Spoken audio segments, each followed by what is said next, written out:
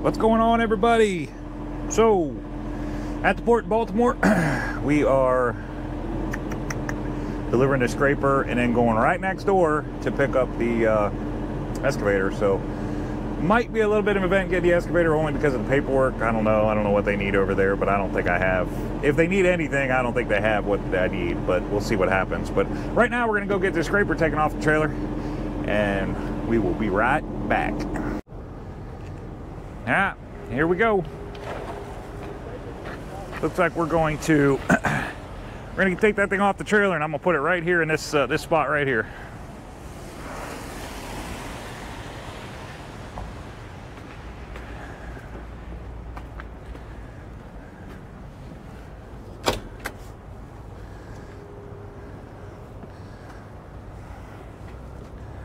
Dang it, you know what I forgot? Almost forgot the turbo saver.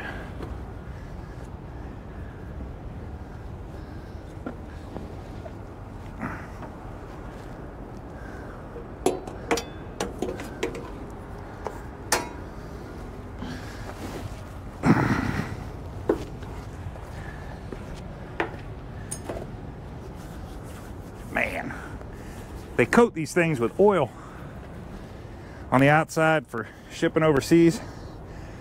And man, if you don't have gloves on. All right.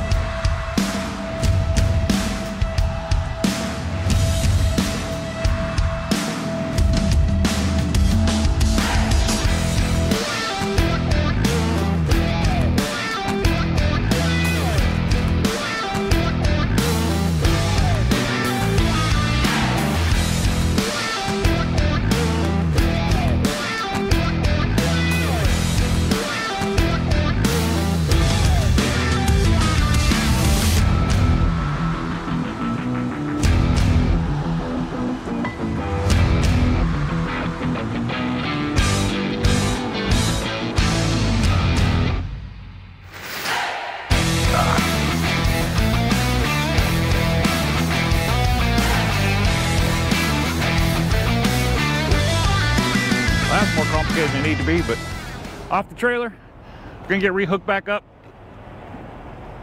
and go right on the other side of that building right there and load. So we'll get this done. All right, drove my 300 yards across the street, got in place, got checked in.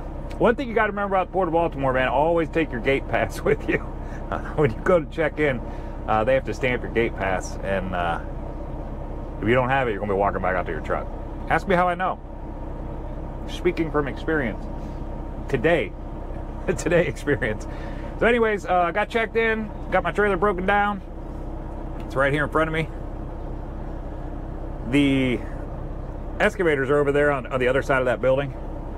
And they called for it to be brought over, so somebody should be bringing it here pretty quick, and we will get it loaded up and scoot out of here. This load is it's going to Belmont, Ohio, out of Baltimore. It's a 280-mile run, 281 miles, I think. So with any luck, I'm gonna get this thing on, get it chained down real quick, and get going. I'm gonna call these guys. I might be able to get there and make delivery on it today. That'd be fantastic. Then I could be at my pickup tomorrow morning first thing right when they get there, and that would give the shop plenty of time with my truck tomorrow to get my tires done, and then it won't bleed into Monday, which I'm really hoping it doesn't. Well, it can't, but that's what we're gonna do. We're gonna try to do here, so just waiting on them to bring this excavator over, and then I'll put it on. Be right back. There's our baby right there.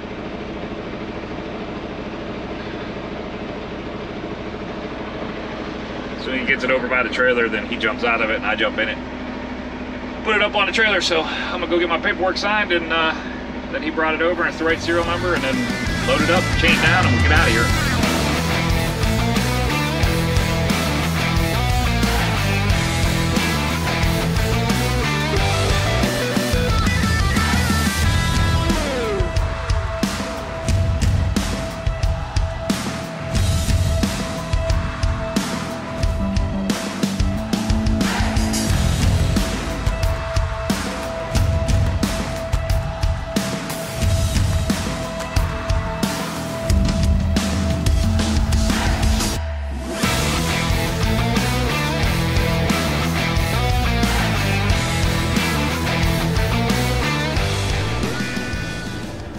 All right, so we are in West Virginia on Route 68. We permitted across 70, 68, 79 in Pennsylvania, up to 70 across 70 into Ohio to get to Belmont. So we're at 68. There is a mandatory truck stop at the top of the hill in West Virginia. There's a scale here, although it says it's open, but I never see anybody here. I don't know why. I don't know what the deal is, but anyways, it's a mandatory truck stop, brake check. You know, you're about to come down a big hill, so I figured I'd take the opportunity here because I'm going to make delivery on this today. I picked it up this morning. We got out there about 10:30. I just called these guys down here in Belmont. They said they'll be there till about 5 o'clock, so I should get there between 3:30 and 4 o'clock, probably closer to 4 o'clock now with stopping to do this video and everything. So get this thing kicked off today. That'd be fantastic. And I'll be able to sit at my pickup first thing in the morning, and we can run right up to the shop, get the tires put on, and we'll be very well set up for next week. So figured I'd show you the load real quick. We just had another heavy haul guy pull in next to me with nothing on his trailer.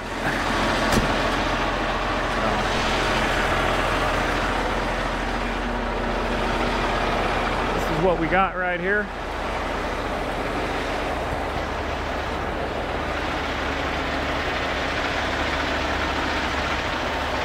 There's our baby.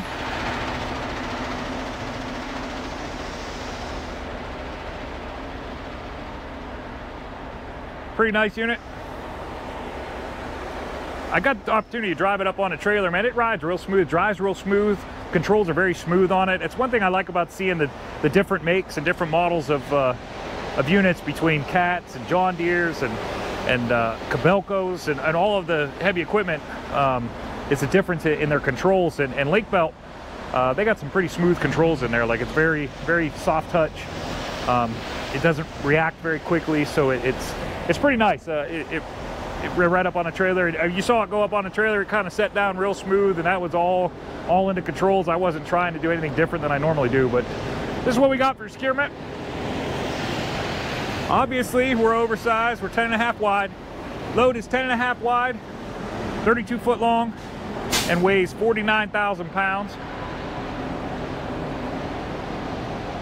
We're 10.5 tall, so we are way under legal, even with the arm sticking up a little bit because of the way I had to do it. But this is what I did for securement. I did one binder right here, right off the inside of the track coming to the edge. No chain at all on that. Did the same thing over there with the binder. So we get basically one full credit of chain with that. And then I ran one chain from over here up through the center hook over to the other side. I did the same exact thing on the front. We get full credit for that chain. Obviously got our flags on, widest point. Gotta have those. I did the same thing up here. One chain through the middle, and then the binders on the tracks. So that's 4 chains right there we get credit for. And then we put the mandatory 5th chain over the arm. As you know, you gotta have one over the arm on any hydraulic spinning unit. So basically what they're saying is that will keep this unit from trying to rotate going down the road. It'll never happen, but that chain ain't gonna stop it, even if it really wanted. If it wanted to go, that chain ain't doing anything for it. But it won't move anyways. But it's mandatory, gotta have it for DOT, so that's what we do.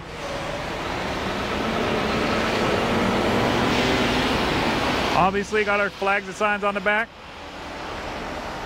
There's that heavy haul guy right there, another guy running a tandem axle. That's interesting. He must have a contract with some light stuff. Pretty nice Kenworth though. This side over here, got our flags and signs on.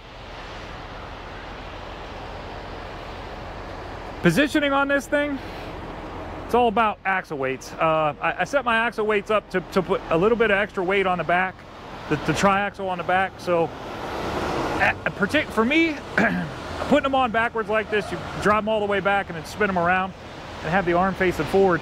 They ride better like that.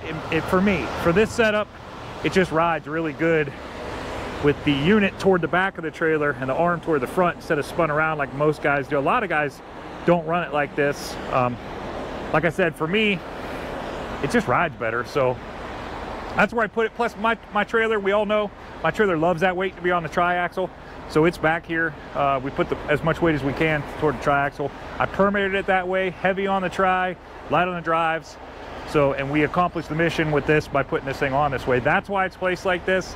It is really 100%, like as far as how far back to take it when you're bringing it back, it is a guessing game. I mean, 100% guessing game.